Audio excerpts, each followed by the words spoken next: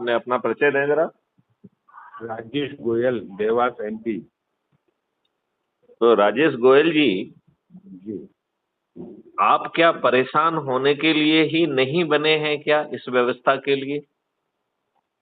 व्यवस्था के लिए तो परेशान हो सकते हैं, बाकी हमें हमारी भी परेशानियां खत्म होना चाहिए ना, परिवार की परेशानी आपकी भी। आपकी परेशानी राजेश गोयल जी क्यों खत्म होंगी जब आपके ऊपर 1857 की क्रांति को कुचलने के लिए जो प्रशासनिक न्यायिक व्यवस्था आपके लिए बनाई गई थी, कानून बनाए गए थे, जी। वही कानून आजादी के 75 वर्ष के बाद भी आपके ऊपर थोपे हुए हों और आपके हाथ से प्रजातंत्र को छुड़ाकर पार्टी तंत्र आपके ऊपर थोप दिया गया है, जहां पार्टियां अच्छे लोगों को टिकट नहीं देती हैं, जाति और धर्म के आधार पर बाहुबली, धनबली और अपराधियों को टिकट देती है। बिल्कुल सही बोला सर।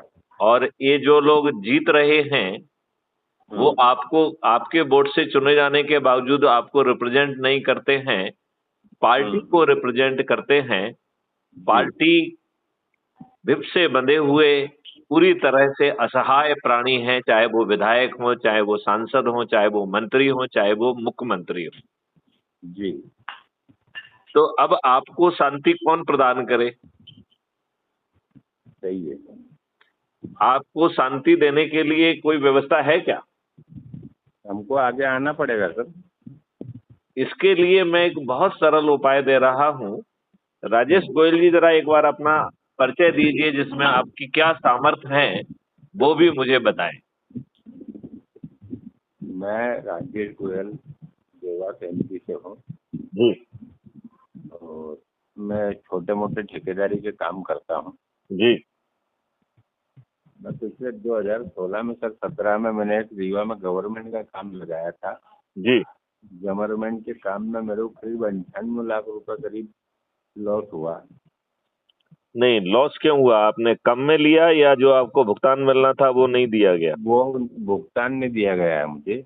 नहीं, लेकिन भुगतान ना देना सरकार की प्लेजर है या नियमों के तहत उनकी बाध्यता थी?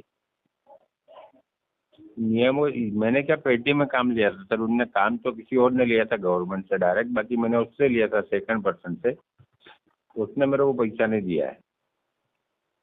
ओके। आपने इसके कोई दस्तावेज बनाए थे? बनाया था ना सर। तो वो दस्तावेज के साथ आप जो है कोर्ट में जा सकते हैं,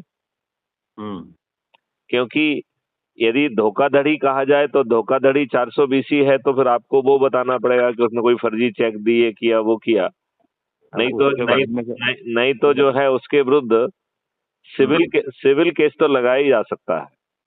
हाँ हाँ। तो आपको वो सिविल केस लगाना चाहिए। और मेरे साथ मैं मेरी हिस्ट्री सुना देता हूँ सर शुरू से। हाँ 2014 से पहले मेरा बहुत अच्छा काम था। जी। क्या? जी। मैंने 2014 में मेरा एक्सीडेंट हो गया था सर। मेरा जिस दिन एक मैं घर खरीदा था उसी दिन मेरा एक्सीडेंट हो गया था, रजिस्ट्री वाले दिन।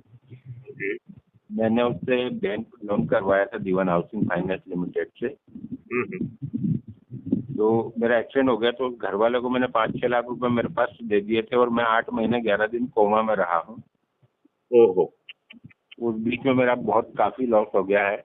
अब फिर मैंने वो जो उसको बैंक को फीस के पैसे दे दिए, फिर मैंने दूसरा घर। हाँ हाँ। आपकी आवाज कट गई है, फिर से दोहराइए, आपने क्या कहा? मैंने क्यों घर खरीदा था? हाँ हाँ।